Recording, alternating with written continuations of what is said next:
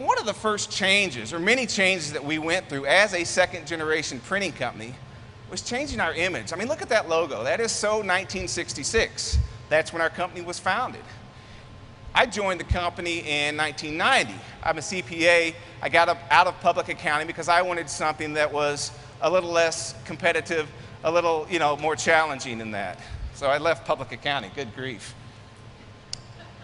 So we had, thank God, that's right. So we had to, over the course of the next 5 years or 10 years when I was involved starting in the 90s, we probably changed our logo no fewer than 5 times because, again, we had that foot in the water. Are we a printing company? Are we a marketing company? What are we doing? So this is where our logo stands today.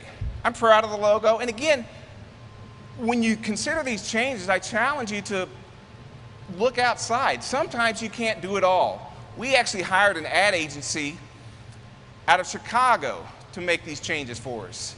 Our company's in Little Rock, Arkansas, or downtown Arkansas, as we talked last night. Arkansas is a small state. If I say downtown Arkansas, I assume everybody knows that means Little Rock. So why did I go to an ad agency in Chicago to help with a logo? Well, just like we talked to today, just like Rich just said, so many printers aren't doing this stuff. Ad agencies aren't doing this stuff. They don't know what it means to become part of this marketing environment. They don't get it. And that's the challenge. That's where I think we have jumped that bridge a little bit to understand what's going on to make these changes. One of the 4 tenets of the Borg that I mentioned was they are consumers of technology. That's what we all have to be. Do we have to have every device? Do we have to have an iPad? Do we have to have an iPhone? No, it helps. But when I say we have to be consumers of technology, it's not just the hardware. We've got to absorb, we've got to consume this stuff. As we heard from Andrew early on this morning, there's more out there than we can effectively consume, but we've got to be aware of it.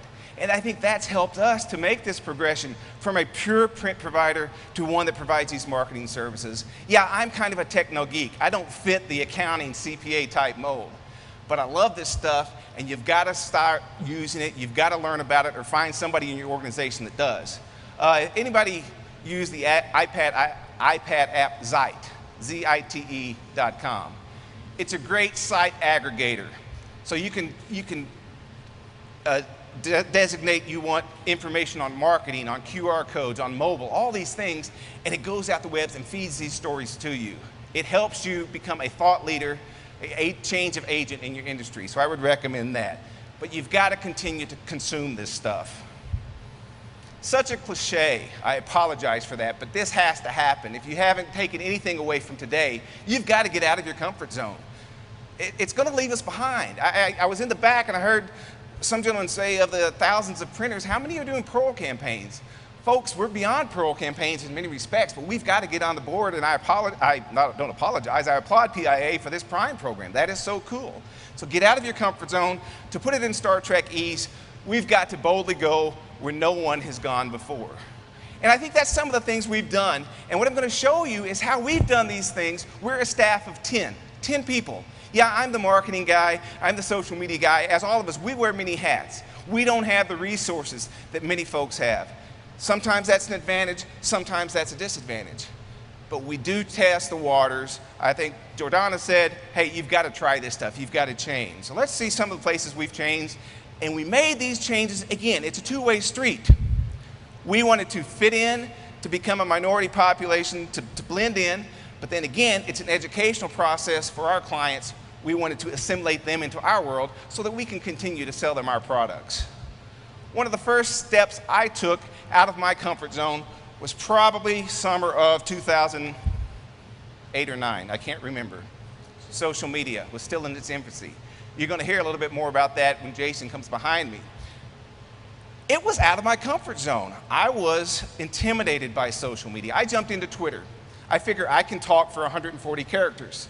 Some of you might be thinking before this is over, I wish you would have stuck to Twitter and not to presenting, because this is a little bit more than that.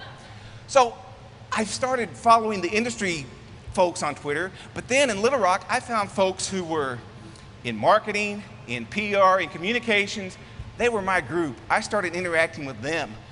I went to a tweet up. I said, what's a tweet up? They said, well, it's like a meetup, only it's Twitter people. I said, what's a meetup? And they said, well, it's like a Chamber of Commerce business after hours. I get that, okay.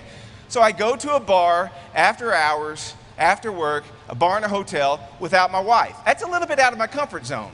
I did that last night with some of these folks, but that's a different story. So and it was I expected. These people on their iPhones tweeting and all this. But I can tell you to this day, in 2009, I directly attributed $25,000 in new sales to Twitter. Twitter alone, specifically to Twitter, from August to December of 2009. That had doubled the next 3 years. Specifically, categorically, to Twitter, I can track those sales. So don't belittle social media.